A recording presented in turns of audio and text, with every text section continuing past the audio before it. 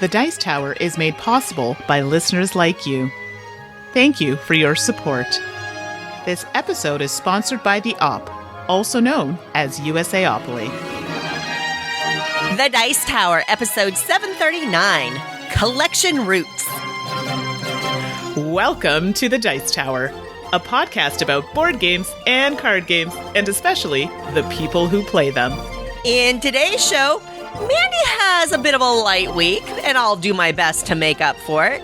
And we are finally getting to the mailbag to respond to some of your lovely messages. I'm Suzanne Sheldon. And I'm Mandi Hutchinson. Welcome back, everybody. Mandi, you've been busy, just flitting about. So many things. It's the day job, the night. I feel like I'm Batman. Is that a thing? Oh my gosh, are you Batman? More like Catwoman with your headphones with the little ears on also it. True. That is probably a bit more accurate. Catwoman, if Catwoman more pink, FYI. Well, I understand, and then, that's how life goes. And in fact, later down in the Q&A, there's actually kind of a question about play groups and things like that I think is relevant. But I'm looking forward to your oldie game here that you're bringing up. I wanted to mention, it's the holiday season for some of us, and it is for me and my family right now. Mm-hmm. And Mandi, I ordered, and I think it came from Germany via US-based Amazon. I ordered the Exit Advent Calendar. What? Did you know this exists? I know about Advent because I definitely do the Advent. There's a little song there, but I won't sing it today. Oh, just a little bit. Light the Advent candle one. Yes, some of you all remember that. But no, I'm excited. Tell me about this. I have no idea what that song is, but that's okay.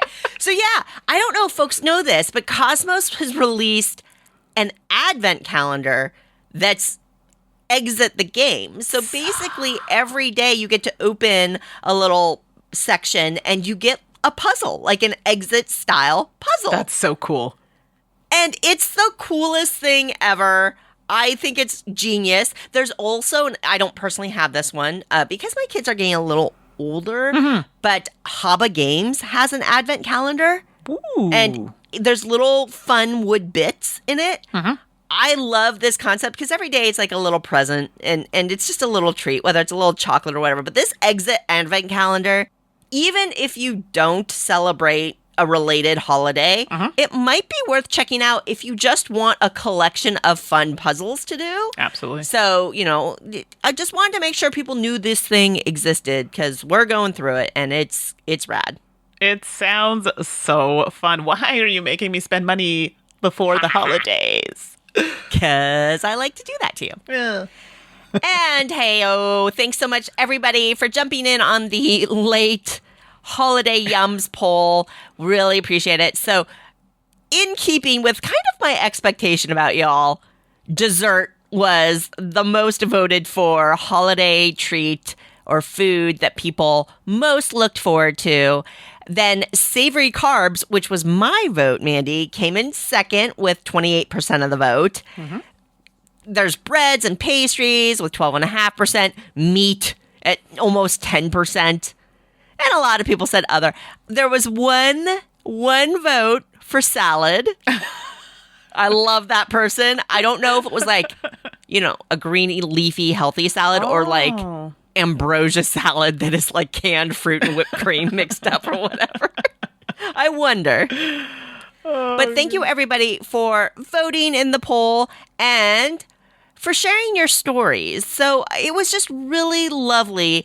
There were folks from different cultures sharing some of their traditional holiday foods, which was super fun. Some recipes, I'll be honest, Mandi, I wish there were a few more recipes linked in the thread. I know, and I feel maybe I should have kicked that off with the one that I sent to a few people. So I appreciate those who reached out for my mac and cheese recipe. And I think I traumatized Suzanne when she saw the amount of cheese in it. Oh my gosh, there's so much cheese that goes in that thing. Like, I'll need a friend. Like, it'll take more than me to lift it out of the oven. Well, and we had a listener, our friend John, who made it with his family, and apparently he said it took 3 people to take it. Oh my good gravy. Out of the oven because, when I cook, we make it for to last a week. So then you have leftovers for a week. Now, I'm also lactose intolerant. So, if I'm eating this, Whoa. it only happens once or twice a year because I can't handle it. But it's so good. So if anybody wants it, my email and I'll repeat it at the end of the podcast and I can send you the recipe. That's awesome. Yeah, if you ask Mandy for the recipe, just think of a cheese number and it's bigger than that number. Trust me. Thanks again, everybody, for sharing your stories. It was actually very moving to read some of those and for sharing the recipes because there were a couple in there I'm definitely going to try. Absolutely. This episode, we called it Collection Roots because we get games from all over the world now. I mean, the miracle of the internet, right, has opened up the global board game market to us all. And through things like Kickstarter, games from different areas that maybe aren't normally available to me in North America. I've gotten some that way, things like that. So we realized, as Mandy and I were talking, that our collections are really varied. Mm-hmm. But, we were wondering about you all. So this week's episode poll is, where do most of your games come from? Do most of your games come from North American-based publishers or European-based publishers or Asian-based publishers? So we are going to put in some countries into that. And hey, scan your collection with a new lens. Are you big into all of those lovely Euros from Germany, or do you have a bunch of thrashy mini games from America? Think about it and drop your vote. We'll be posting the episode poll in the Dice Towers Board Game Geek Guild, and I look forward to seeing the results on this one. Me too. I don't know, Mandy.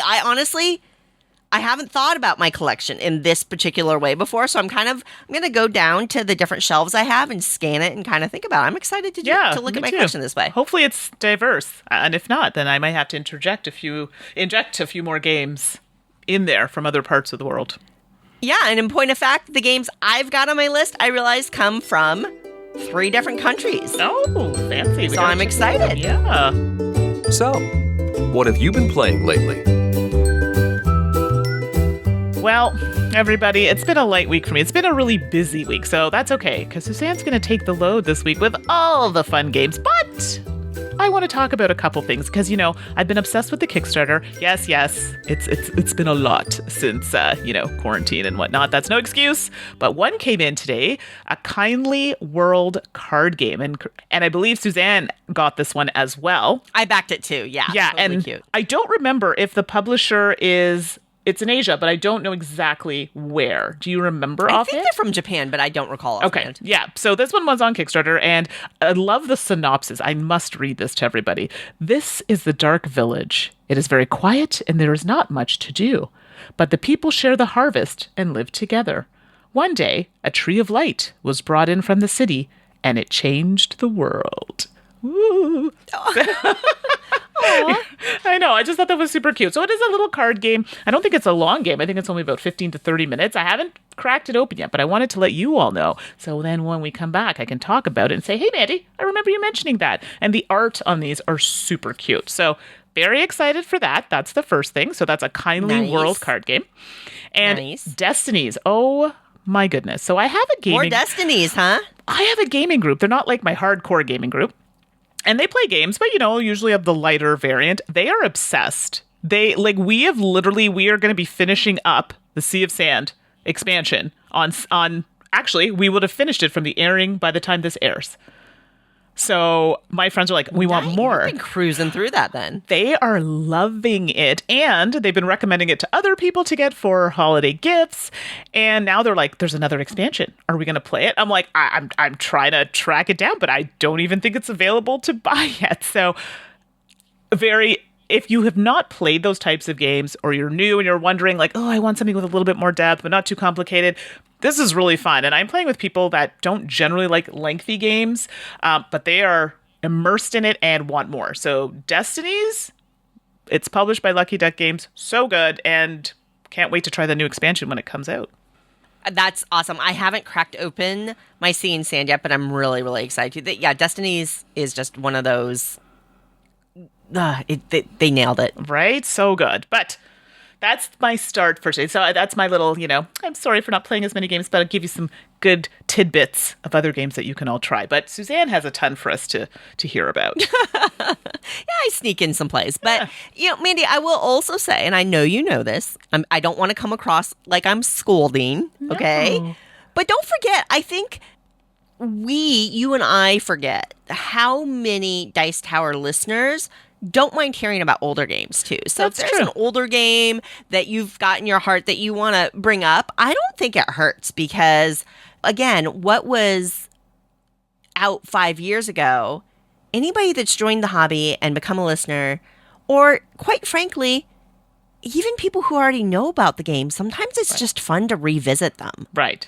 Absolutely. So I'm going to just remind you and potentially me, right, in the future about that, because definitely some of the feedback that we've gotten on the podcast is not to be afraid of talking about quote unquote older games, because there's so much wonderful stuff out there and because there's so much, right, nobody has seen it all. Not even Tom. Tom hasn't seen it or tried it all. So, I mean, they just had that episode, right, where they talked about the games that they should have tried and they haven't yet. Also, very true. Well, I won't talk about it now, but I finally tried Concordia. I had never played it, and I own it. So I played the... Oh, I hadn't realized you hadn't played it. I've never played it. So I'm the type of person, I played the app because I have it, and I sort of did the rules, kind of. I'm one of those, I'll just plug through it and figure it out as I go, which I ended up doing, and I won. Yay for me, against the two easy AIs, but that doesn't matter. I still won. But still counts. Exactly, it still counts. But I do want to try the physical game now. And after I've done that, then I can come and talk about it. So that is an older game that I was able to try. We'll talk about it hopefully by the next podcast. Awesome. Well, I'll start off with a game from Japan because, Mandi, recently there was the Tokyo Game Market, and that is like my grail gathering, right? Yes. I really, oh my gosh, I'm dying to go. I would love to go someday. And seeing in my social media feed all of the different publishers that I follow out of that area talking and showing off their games, it just really got my heart going about all these games that I've, over the years, really made an effort to import. So I'll tell you right now, this game is not going to be easily available in the US or Canada. I'm sorry, but who knows? Maybe you wouldn't want it anyway. We'll find out. So first up for me, Psycle, and that's spelled with a Psycle.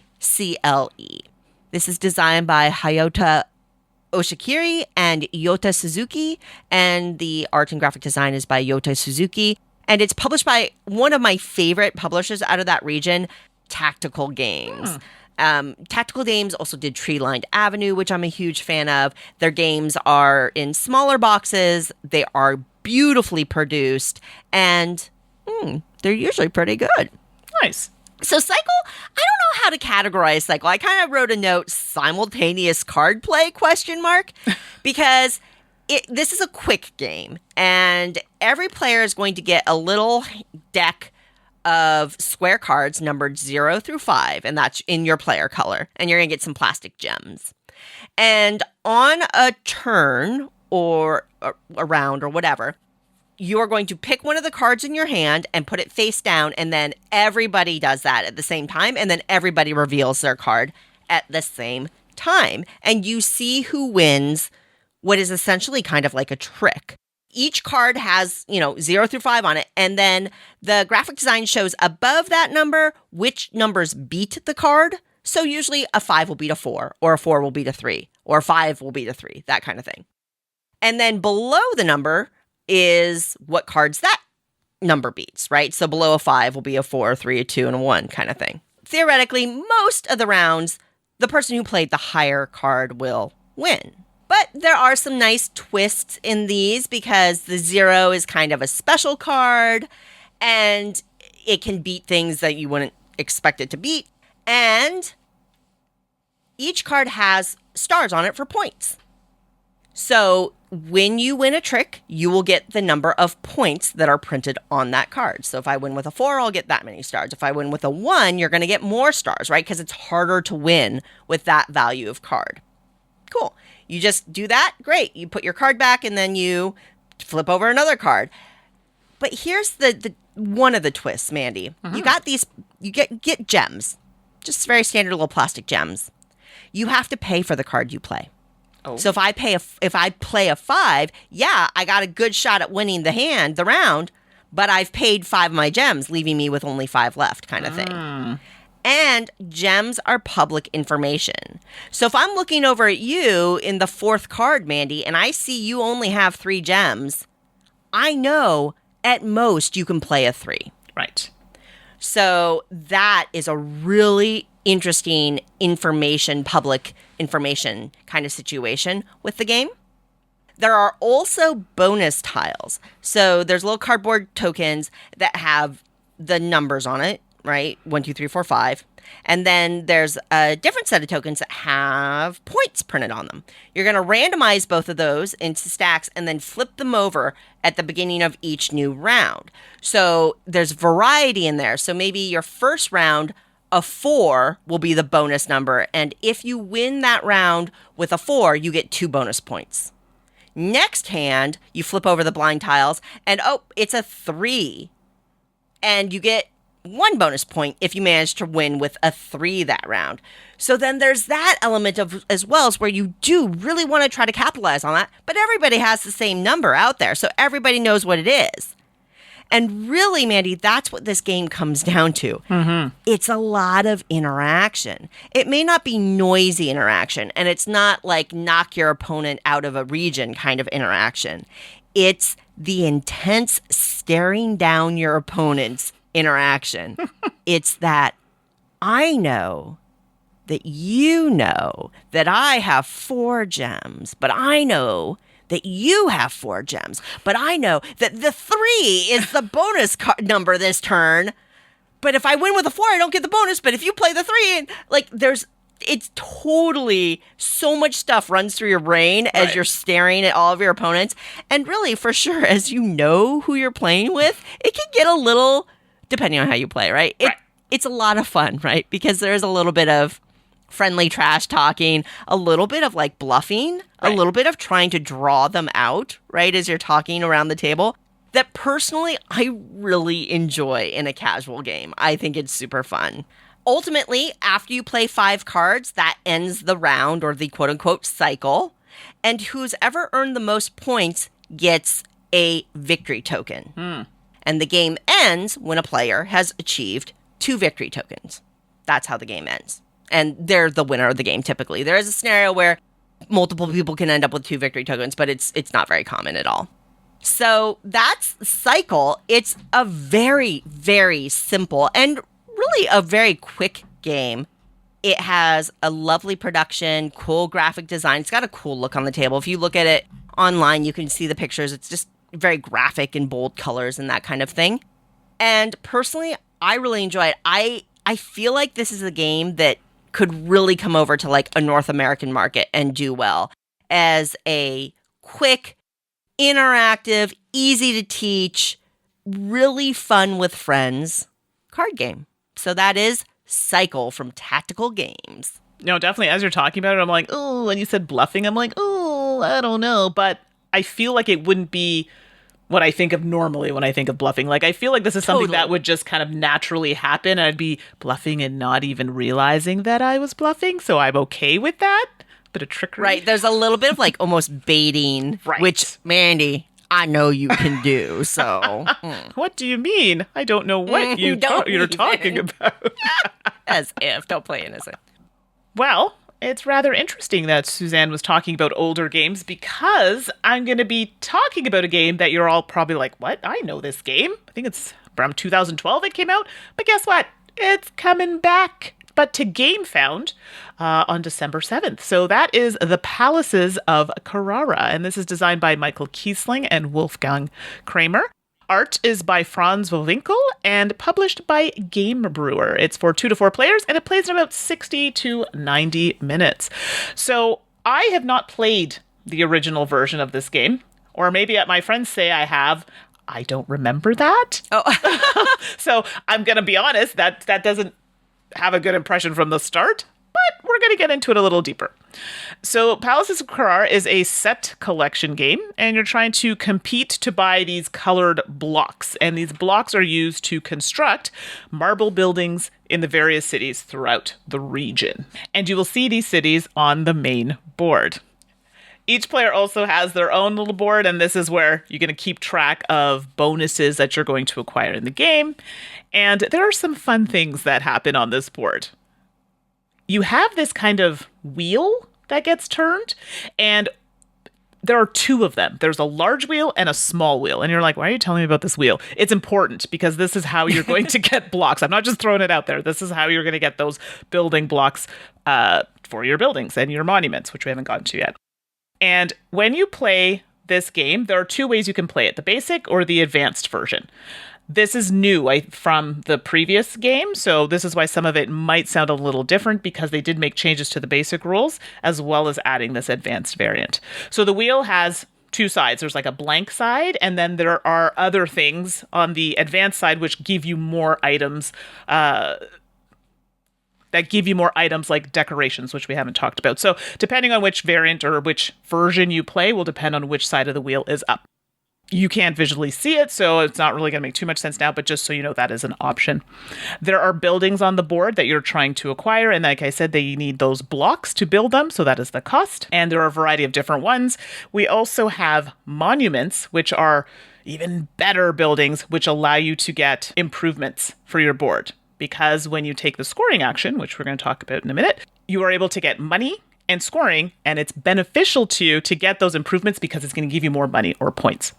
So in the game, there are a few actions that you can do. You can buy the building blocks. Remember that wheel I was telling you about? That's where they're going to be situated, and that's an action you can take to get those. You can construct a building or monument, okay? And specifically, construct a building or constructing a monument and claiming that improvement tile that I was telling you about. Or you can score, and you can score a city. Depending on if you're doing a city, you can score a certain type of building. There are a variety of ways to score. And we have 8 markers where they can get placed on a scoring area. So you can score different things. You can score decorations, you can score buildings, you can score cities. There are a ton of ways to get points. The game ends when one player has used up all of their scoring markers, and I'm pretty sure it's about 8 of those that you get, and the building draw pile is empty. So it's not a short game. It's not a long game, but it's not a short game. This game, for me, the first time we played it 100% wrong. Oh. Because we had rules. They were rules in progress. So we were thinking, I'm like, there's an expansion. What are you talking about? Not realizing that the basic and the advanced were two separate things, but all the pieces were there. We just hadn't used them correctly. So we tried it again. We were like, okay, I don't really get it. Seems kind of boring. Not really into it. We played it again with the decorations because these decorations give you points with the monument tiles and the improvements and, flipping the wheel to get you additional decorations. Let me tell you how it was like burning a little bit. We're like, oh, but if I do this, someone's going to score this first and then I can't score it. And it was so much better. And I feel like this is one of those games I need to play a few times to really get, I've played it probably about 3 times now, and I still feel like there's more for me to get from this game. I don't know if that makes sense. Totally. Yeah, so I feel like I could definitely play it again. I could definitely try this, and this will work better for me, because you can really take that money route, which can also gain you points, or just going straight points. It really just depends on what you want to do. My friends, it's funny, they were telling me the original game, they were like, didn't have a lot going on. The fact that I don't remember that we played it, that's relatively telling. But this one was in my mind, and I played with some people who were newer to gaming, who'd been gaming for a while, and everybody had the same, no, this is good. I definitely like where the direction where this is going. It did run a bit long, I found, but maybe that's because we were muddling a few times and chatting and whatnot. But I did find it ran a little bit on the longer side, but that could have been something that we were doing to maybe extend the game. But I liked the wheel and the building blocks. Yeah. I liked the monuments, and I liked the decoration, the set collecting, getting these decoration types for points at the end of the game. Money is tough in this game, but it is a strategy to kind of push that money, and there's a scoring part of the board for money that gives you points, which is a strategy that I also tried as well. Palaces of Carrara, like I said before, I obviously didn't really remember the original one, but this one I really enjoyed playing. Definitely looking to playing it more and trying different types of strategies with the scoring. Definitely you can be mean. Not intentionally, but if you score a city, someone else can't score it, so you better hurry up, right? Yep. And depending on the types of blocks that you're getting, you can build certain blocks based on the certain color of blocks that you have. Some are harder to do than others, so these are things you have to balance. But I enjoyed it. Like I said, it's coming to GameFound, so it'll probably drop the same day the podcast does. So that's Tuesday, December the 7th, I believe. And that will be on GameFound. So definitely check it out. And hey, the Vassal Law of Gaming kicks in once again because the Palaces of Carrara, at least in North America, has been, well, actually everywhere, right? Because used copies have been in demand. It's been out of print forever. And I think a lot of people were hoping it would come back and get reprinted. And Vassal's Law kicked in, right? Because here we are, and Game Brewer, right, is coming back with a copy. So hopefully that'll make a lot of the people who have been wanting their own very, very happy. I mean, this was a Kennerspiel nominee back in the day. And I think it's a good example of a game, Mandi, that I played it recently, not obviously the new version, but I played it within the last year. And it's really nice to see how it's held up mechanically. Of course, Kiesling and Kramer, a phenomenal design duo. I like almost everything that they've done together. So maybe I'm biased, or maybe that's just because I like this design duo so much. But yeah, I'm glad that you're looking forward to exploring it more. I think your game time will pick up as you get more familiar with the game. I think so. I think it was just, like I said, we were muddling and talking, and every game it got slightly quicker. But yeah, I think you're right. As we progress, I think it will definitely become a bit shorter. Nice. Well, Kramer and Kiesling, German. Let's sneak in another German game here. 90 Grad. 90 Grad. 90 Grad. This is designed by Gunnar Kuhlencord, and it is published by Clemens Gerhards. This is one of those wooden games that I get. I order these online because they're not typically carried at your friendly local game store. They're from Germany, and these are the games that are usually largely comprised of wooden pieces.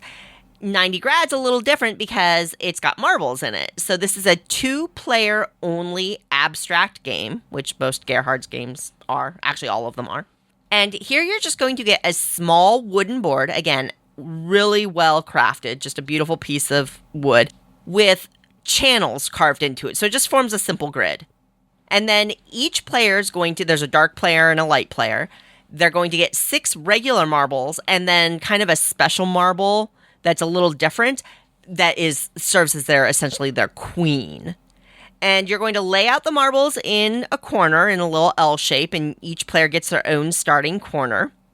And then what you're going to be doing throughout the game is pushing marbles down these channels. Ultimately, the game ends and the player wins when they are able to either get their queen marble into the dead center of the board, or they're able to knock their opponent's queen off of the board. Game over. Very, very simple. The way that you move these marbles is a little hard to explain over a podcast, but I'll do my best. But basically, you get to push a marble the number of spots that's equal to the number of marbles in the perpendicular direction. What? So, yeah, I know. So if you're looking at a row and there's 3 marbles in it, you can push one of those 3 marbles vertically 3 spaces. So you look horizontally, how many marbles, that's how many spaces you can move one of the marbles vertically. So it's counting one direction, moving the opposite direction in, orthogonal movement. I know that's a little weird, so apologies for the difficulty in helping you visualize this. But the other critical thing here is it doesn't matter whether it's your marble or an opponent's marble. It's the total count in a given row or column as you're counting. So what happens is there's a lot of interaction as these marbles start to get into the channels, And it doesn't matter. They don't have to be next to each other either. It's across the whole row or the whole column, even if there's spaces in between. Strategically moving things sometimes into an opponent's cluster can be strategically very advantageous. And being able to plan ahead, knowing when to break up a cluster, knowing you're really paying attention or trying to what options your opponent has and predicting that and thinking like 3-4 moves ahead and really trying to predict what your opponent will do. Sometimes you're trying to lure them into simple things that look good because you've got a great move plan. The rules are so simple. The play is so simple, but it's again, this is why I love abstract games. And I definitely know a lot of people that don't care for them. But I personally love them because the rules are so simple. But once you get into it, there's so much tension in this simple rule set. And you can go back and forth and back and forth. And sometimes it's just kind of that move that you didn't predict that kills you, right? And you think you've got it locked up in 2 moves and you're so excited. And then your opponent goes bloop, bloop, bloop. And your queen's off the board. And you go, oh my gosh, how did I not see that? Grumble, grumble, grouse. Yes. So 90 Grad, very, very simple. Beautiful as usual from Clemens Gerhard's. Wonderful craftsmanship. If you like 2-player abstract games, I highly recommend this one. And Mandi, you were mentioning John, who had made your mac and cheese. He's a big Gerhard's fan too, and I was talking to him on social media, and I was looking at a couple of marble pushing games that Gerhard's has, and John kind of steered me to pick 90 Grad, and I'm really glad he did, because, yeah, this one is so quick, so simple, it's going to hit the table, right? And that's a lovely thing. Why have games if you can't play them? Well, they're beautiful objects on your shelf too. I'm a collector, so I get it. But 90 Grad is simple, quick, beautiful.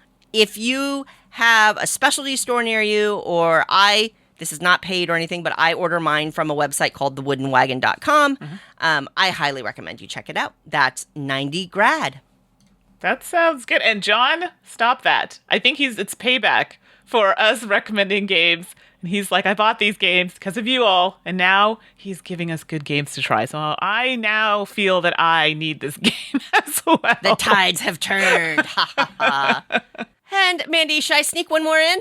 Yes, and it's one that I'm a little sad that I haven't played yet. It's there. I'm gonna play it on. I'm gonna play it on the weekend. But I'm very excited to hear your thoughts on it. Well, and then I hope that you'll revisit it after you've gotten a few plays in, because I'd love to hear what you think about it. Absolutely. So to wrap up games played, Brian Boru, and I just realized that it has a subtitle, and I don't remember what it is, and I didn't write it down. Oh, I found it. Okay. Brian Boru, High King of Ireland. This is designed by Pierre Sylvester. The illustrations are by Deirdre DeBarra, and it's published by Osprey Games. Brian Boru is set in ancient Ireland, apparently when there were a lot of Viking incursions, because there's Vikings in this game, but really, this is a trick-taking and area control game. You're going to get a big board that is ostensibly a map of Ireland, and it's divided into 8 different regions, and there are little dots representing cities spread all over, in red, blue, yellow, all over the place. Cool. And then you've got a deck of cards. And it's numbered like 1 through 25. That's all that's in the deck. Wow. And yeah, exactly. And the cards are going to be red, blue, or yellow, which match those cities, or gray, which is kind of wild. So thematically, red is about Vikings, yellow is about marriage or unions, and blue is about the church, and gray represents royalty, which is wild and powerful and all that good stuff. There's an illustration in the center card, and then there's a row of icons at the top of the card, and then there's usually 2 rows of icons at the bottom of the card. You're going to shuffle up the deck and deal out cards, but then, first step, you draft your hand of cards. So you're going to pick 2 cards, pass, pick 2, there you go. Now you have a hand of cards. Now you're going to start playing a simple trick-taking game. The way this works is that those cities, remember how I said that they had different colors?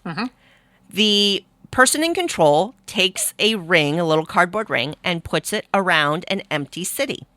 Whatever color that city is dictates what is essentially the suit for the round. So if the ring goes around a blue city, that means whoever plays the highest value blue card in the round will win the trick.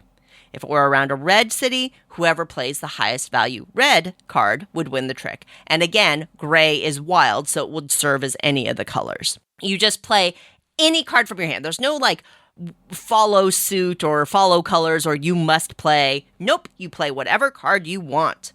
You see who played the highest value of the control city, and then you get your winnings. Here's how that works. If you win the trick, you get the benefit at the top of your card that you played. That will always include taking control of the city that has the circle on it. So you get to put one of your discs on that city, showing that you control that city. Sometimes there's some other benefits or occasionally costs up there. But for every other player who lost, they get the benefits at the bottom of the card. Now, oftentimes there's 2 rows and you just pick one. You don't get both. You pick one. That there alone is interesting gameplay. Now, there are other areas around the sport. So you have the big map in the center, but then there is what they call a marriage track, a Viking battle zone, and a church zone. So what that has to do is that some of the benefits on the cards will let you, knock out some of the Vikings. Cool. So however many axes are on your card, you're going to take some Viking tokens off. Cool. Sometimes they'll move you up the marriage track. At the end of the round, whoever's highest up on the marriage gets union with the card that's out there that comes with area control and benefits and things like that. Or in the church, if you're highest in the church at the end of the round, you're going to be able to put a ring around one of your cities, which boosts its power for the area control element. So you're going to play through all but one of the cards in your hand, and that ends the round, and then you're going to see who's highest on the marriage track. Resolve that.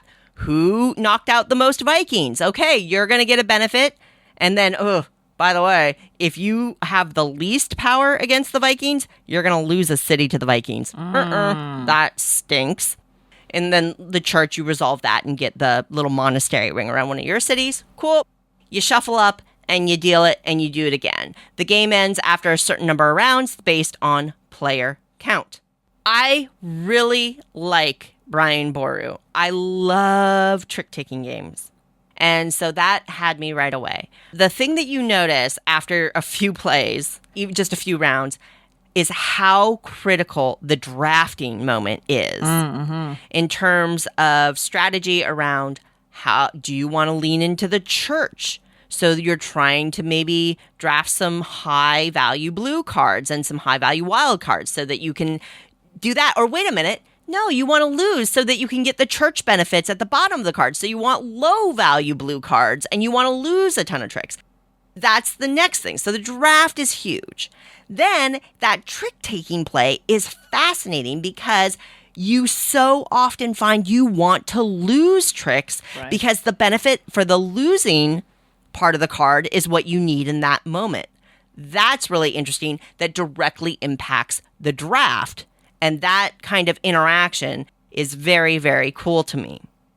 The area control is simple, where you're putting out discs as you win tricks and take control of cities. There's a couple of ways that you can get cities beyond winning a trick as well.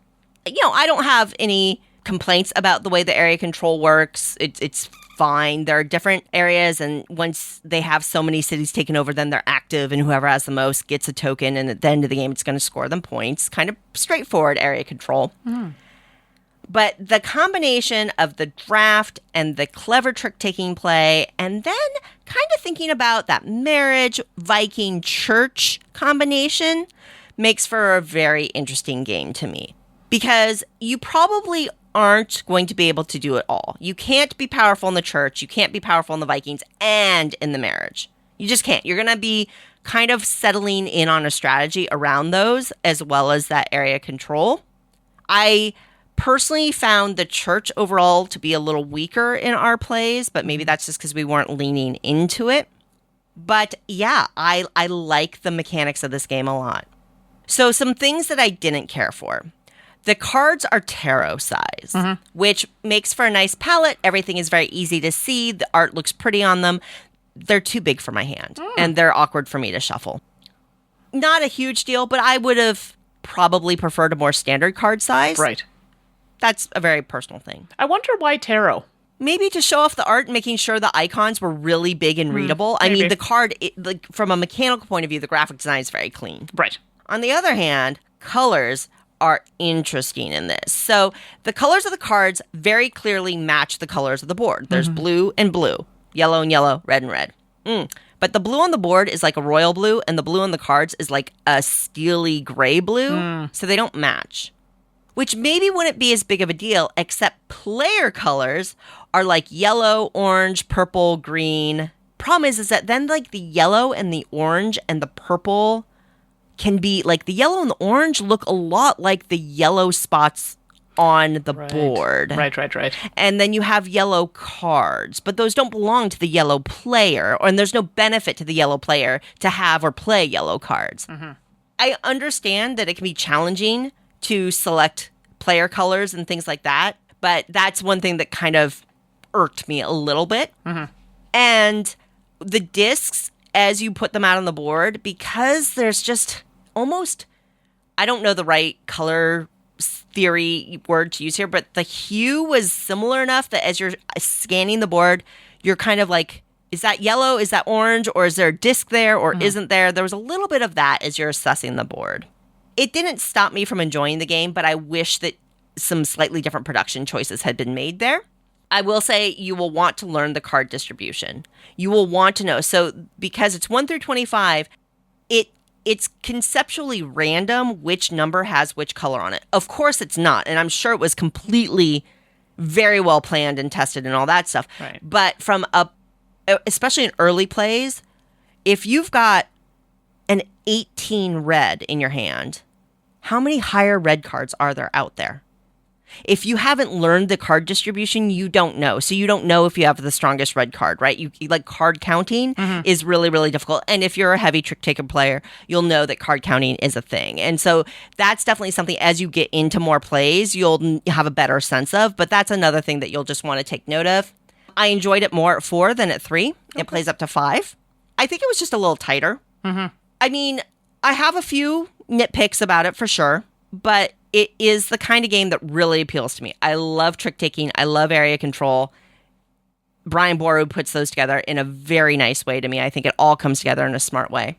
I will wrap up by mentioning another game called Jiraku, because I posted about Brian Boru during one of my plays on social media, and I got flooded with questions about Jiraku. Jiraku is a game that it was published in Japan. It was picked up by, I think, now defunct Tasty Minstrel Games. Yes. So it is available in North America. It is also a trick-taking and area control game. So people have asked me, well, how do they compare? How do they compare? I don't think it's necessarily fair to compare them, but I'll do my best. Here's what I'll tell you. With Brian Boru, the drafting is a massive, massive part of the game. Very thoughtful and very important. And Jiraku doesn't have that. I would say that Jiraku has, like, different cards have different powers as you play them. That makes the trick-taking a little more complex. With Brian Boru, you're like, do I want to win? Do I want to lose? Do I want to take control of that city? What icons do I, what powers do I want? That kind of thing. Not too complex. Jiraku has a little more intricacy in how the cards interact with each other during the trick and what wins and what doesn't and that kind of thing. The area control in Brian Boru is more straightforward because Jiraku has this whole thing where there's 5 channels and, like, at different rounds they score differently, and so you're moving pieces between different areas, and that's a lot of what the trick-taking is about. Brian Boru doesn't have any of that. They're very, very different. So if you're like, oh, if I could only have one trick-taking area control game, I don't know, like, you have to play them both and see which one appeals to you more if that's how you want to compare games. For me, they're very, very different, other than sharing some mechanical terms. Yeah, so that's my 2 cents in case you're aware of Jiraku and you were asking that question in your mind. That's my take on that. But Brian Boru, I'm really enjoying it. I think it's a cool game. Trick-taking, area control, a really lovely design. And Mandi, I look forward to hearing what you think of it when you get to play. I'm glad you talked about it, because when I first saw it, trick-taking was not what came to mind when I saw it at all. Sure. Yeah, it doesn't look like a trick. Yeah, I get that.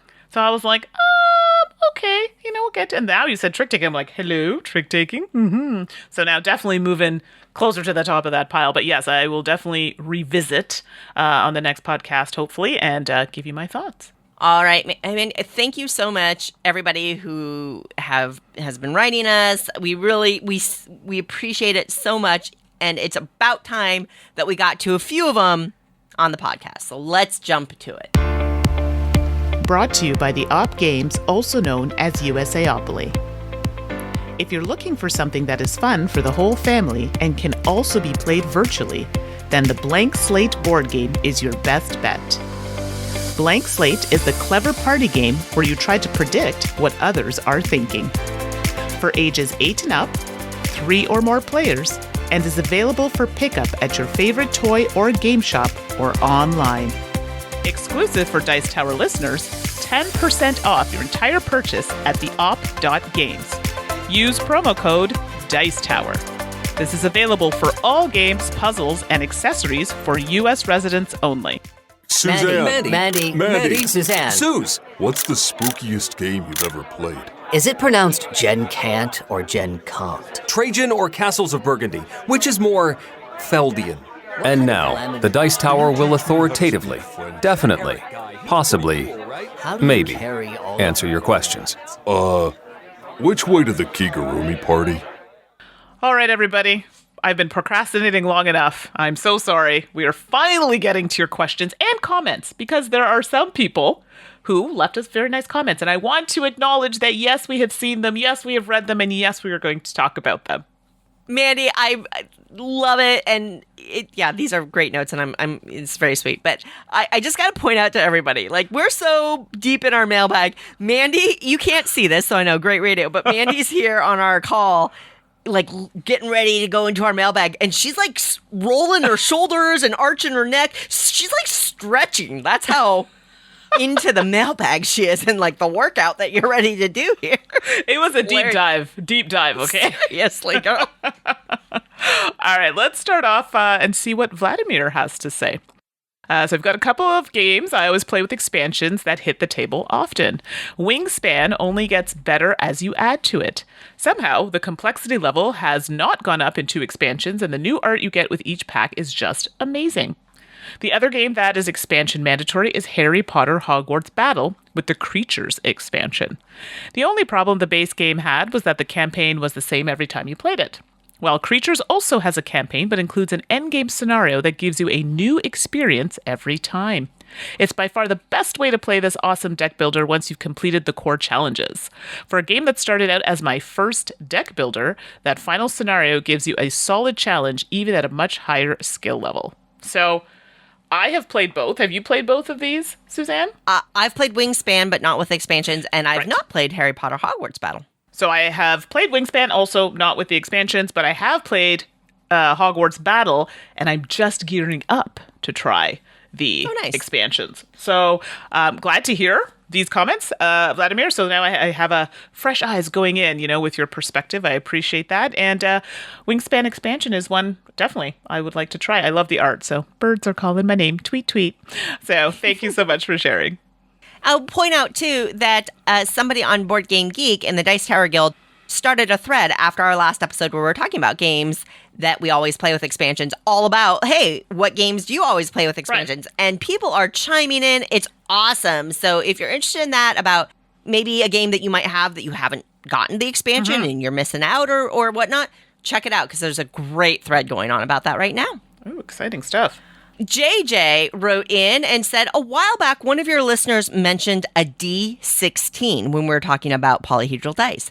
You can actually find everything from a D2 to a D22 and some others as well at thediceshoponline.co.uk. Now, I don't think JJ works for the Dice Shop Online. They're just trying to pass on a helpful tip.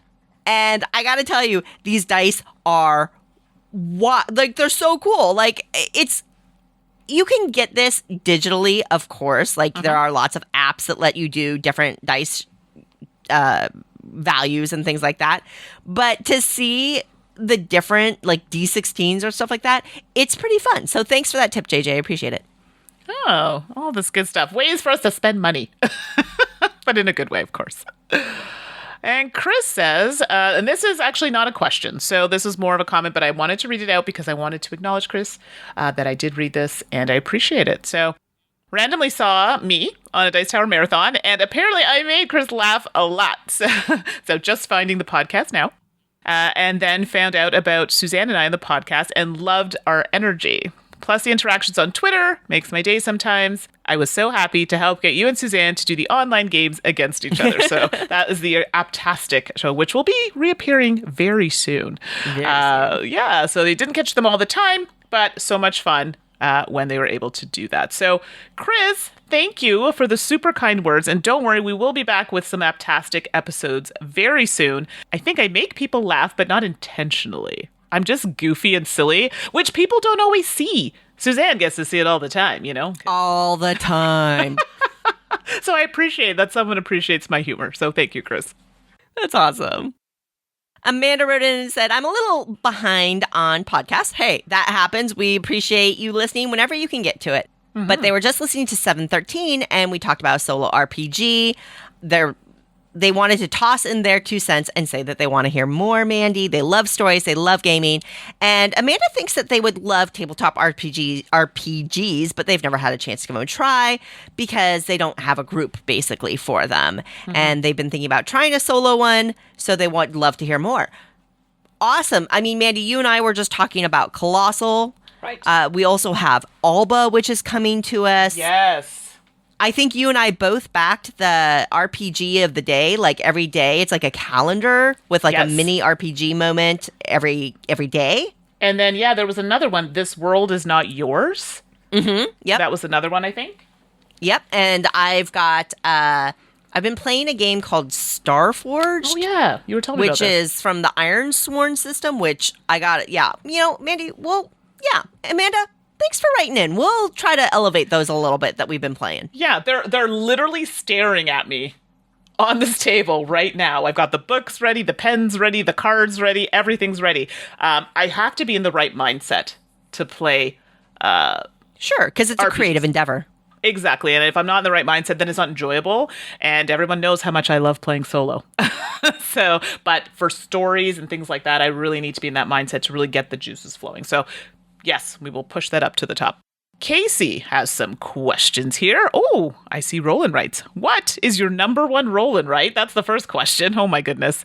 And what is your number one roll and write from Japan? So Casey used to work with a lot of folks from Japan, visited a couple times, loves the people, culture, food, just about everything. So let's start with the first one. What is your number one roll and write, Suzanne?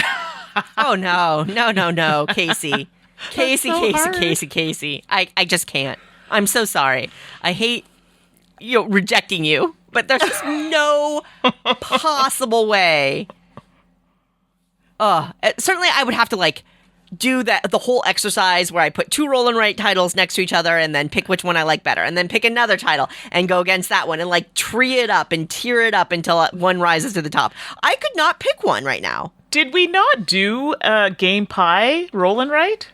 Yeah, but that's just a game pie. We don't rank them on purpose, Mandi. How dare you? But then at least you can narrow it down within those 3 or 4 games. I mean, though they can say, it's somewhere in there. Oh my gosh, I hate you so much, Mandi. I don't know. Because there's simple ones. Okay, so I really like Quinto for a simple dice one. I really like Avenue. Yeah, that's a great one. Which is, card-based and pathing. I can't. There's so many good ones. Okay, but what is your number one roll and write from Japan? I will say Metro X. I knew you were going to say that. No. I knew you were going to say that. No, but then there's Let's Make a Bus Route. Oh, also very good. Oh, son of a biscuit. But yeah, that's hard. That is okay. hard. Well, my tied Metro X and Let's Make a Bus Route are my number one shared roll and writes from Japan. So I was able to answer that one, kind of. No, and I can be honest with you, those were the ones I would have picked too. All right, but Mandi, what's your number one roll and write? We did a game pie on it. Everybody knows I don't rank games at all, but to add to yours, I definitely think Welcome To is one that I quite enjoy. I didn't say it was my favorite, but it is up there. Oh, the waffling. Look what you did to us, Casey. Exactly. Oh. Alrighty, Mandi, let's just do one more, okay? Yeah, for sure. All right. So John wrote in and said that they wanted to add to our backlog of unanswered emails. Thanks, John.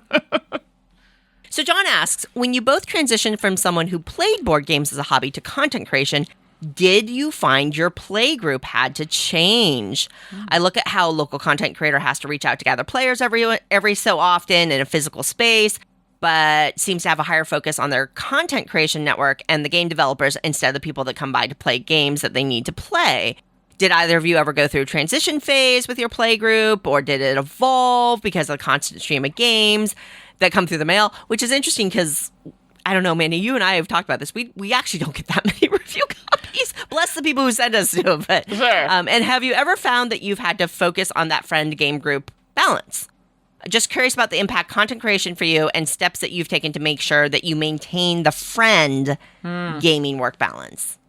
Great, John, great question. Mandy, do you have thoughts on that?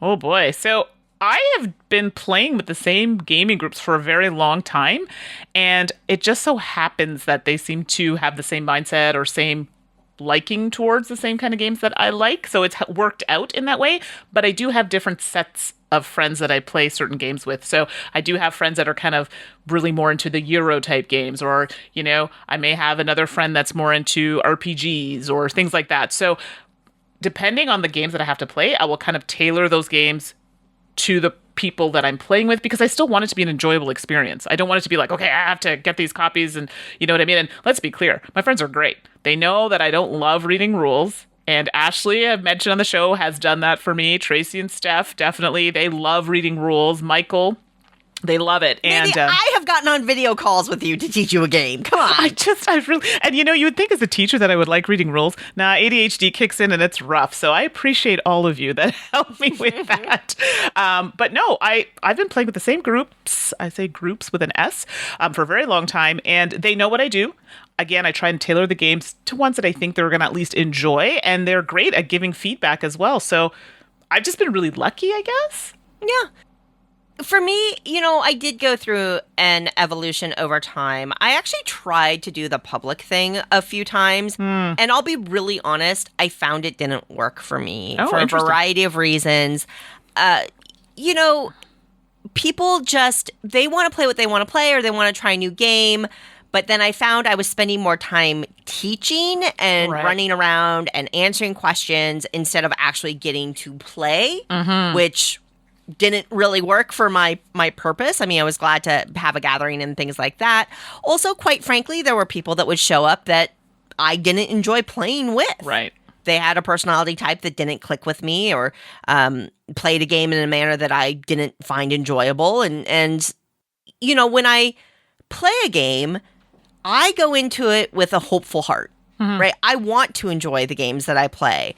So trying to make sure that the people I'm playing with are people that I trust and feel comfortable with is a situation that I realized was really important to me. And so I started shifting that way. I've been very lucky that I live in an area where there are a lot of board gamers, and there are moments when we can interact and meet. So, for example, one of my game groups they're former coworkers of mine.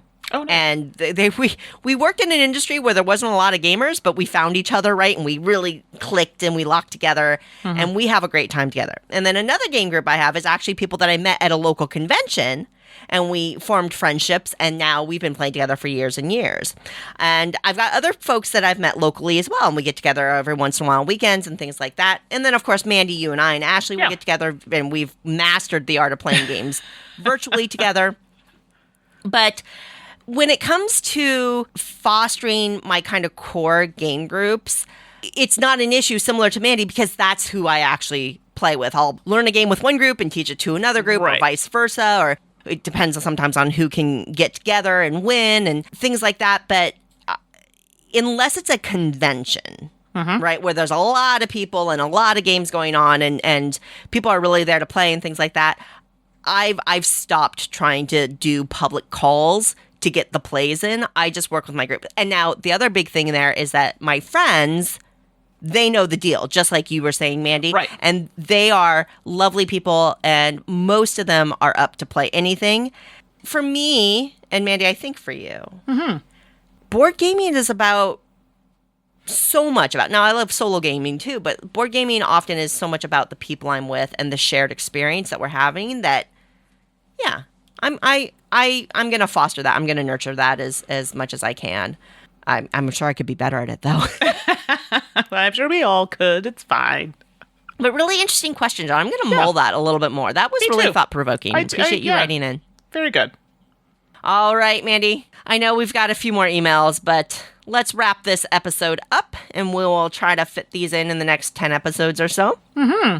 So if you want to add to that when we try to get back to the mailbag, feel free to send us messages. Honestly, it just makes our day. Oh my gosh. Absolutely. It's so fun to read some of these emails. They can be complimentary, they can be curious, they can be critical even at times, but thank you to everybody who provides criticism in a respectful and mindful way. We really appreciate that too. Mm-hmm. So you can contact us. I'm Suzanne at dicetower.com.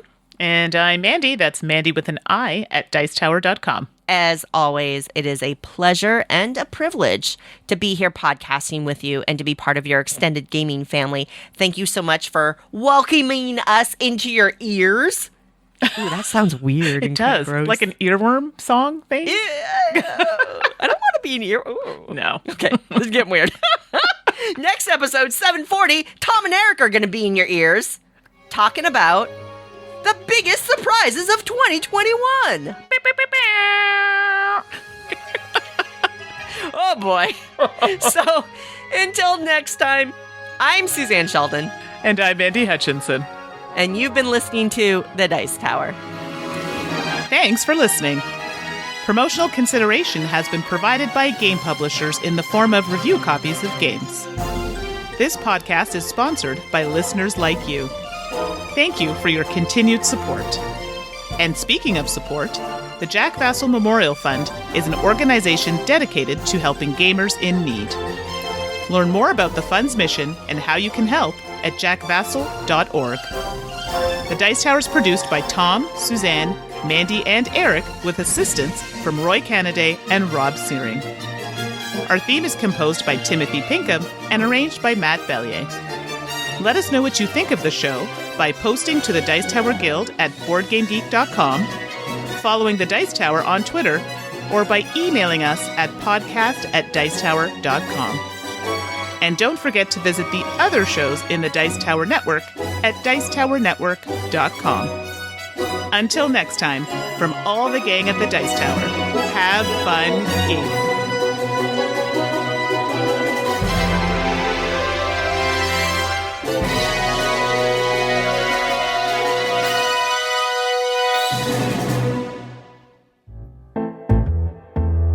All right, everyone, it's that time again. 2 truths and a lie, and I'll go first and reveal mine from last episode.